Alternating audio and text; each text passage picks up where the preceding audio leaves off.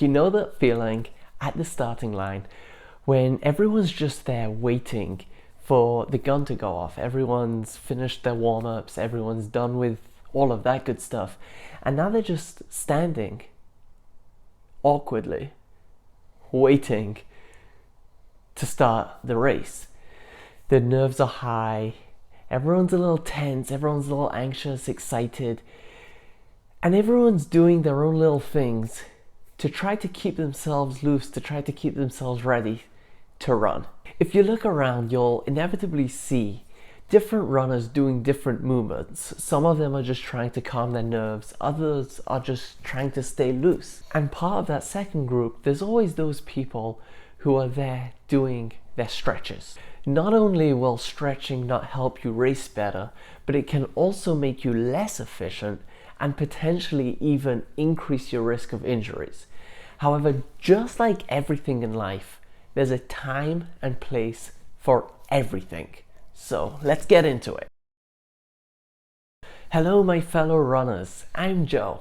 Welcome back to my channel where you'll learn all about all things running, from injury prevention to injury rehab, nutrition, secrets, and anything else that can help you become a better runner. The biggest piece of bad advice that I see floating around the internet is to always stretch before you run. That part is true. However, the stretches that they're usually talking about can actually hurt you more than help you.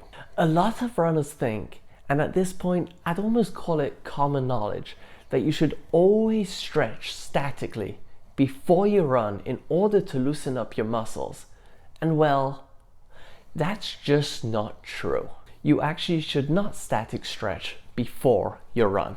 The first reason why you shouldn't static stretch before you run is because running is actually just a bunch of bouncing from one leg to the other. When you load a muscle, there's an automatic reflex called the stretch reflex that when the muscle is put on a quick stretch will automatically fire that muscle.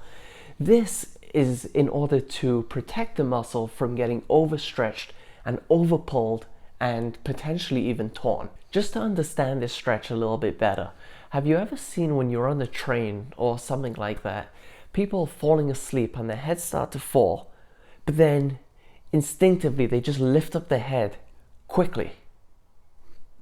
Well, that's this reflex at work. So when you stretch a muscle too much, you can actually elongate that muscle, making it less sensitive to this reflex, because every time you put load into it, you're going through a smaller percentage of the total amount of range that this muscle has. This means that you're gonna have to work harder because you don't have the automatic reflex just keep pushing you forward. When you stretch a muscle, the muscle doesn't know what's going on and it starts to get a little bit freak out mode and it starts to fight back. This can tire out the muscle even before you start running, leaving you less energy till you fatigue, leaving you with a worse overall result in your race. So let's understand the muscle on a smaller, more micro level. Each muscle is made up of a bunch of fibers, and inside each of these fibers is a whole bunch of filaments. Now, these filaments all overlap each other. Within each overlap, each of those filaments have tiny little legs that grab onto the filament next to it and pull them closer.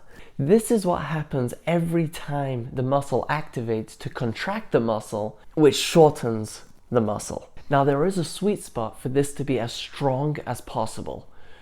Too short and there'll be too much overlap, leaving there not much for it to go. On the other hand, too long and there won't be much overlap at all, so there won't be that many legs to pull to bring it closer. So what should you do before you run, and when is static stretching appropriate? So before you run, race, or workout, when you're trying to get yourself warmed up, instead of yanking on those muscles to pull them as hard as you can, you should try doing some dynamic stretches. These are gentle movements which put the muscles and the joints through their entire range of motion. I'm going to make another video in the future about the best warm-ups, especially for people who are low on time, So stay tuned for that. Which that segues beautifully that if you're enjoying this video and you're finding it helpful, I would really appreciate if you can hit that like button. That way it just gets shared out to more runners. Thank you so much. After your run, and when you're feeling sore from a big run, workout, or race, is the best time to do static stretches in order to help you recover. But what you must remember though, is that you're not stretching just to pull those muscles apart, but rather you're stretching in order to relax those muscles. When you put a gentle stretching force on the muscle and it doesn't feel threatened, then eventually it'll actually start to relax and loosen. It's not about trying to touch your toes or compare with your friends how far you can get, but rather about just relaxing the muscle. While you're doing it, you should try to hold it for about 30 to 60 seconds and try to breathe and relax your whole body while you're going through the stretch. This will give the muscle the confidence it needs in order to let go a little bit. This will help you recover better and feel better quicker. Stretching can be a great way to help you warm up before you run, but that's only if you do the stretching dynamically. Static stretching, on the other hand, when done correctly, can be a really effective method to improve your recovery and to help you feel better. Just don't fall into the trap of more is always better and no pain, no gain. If you're feeling some pain, you've gone too far.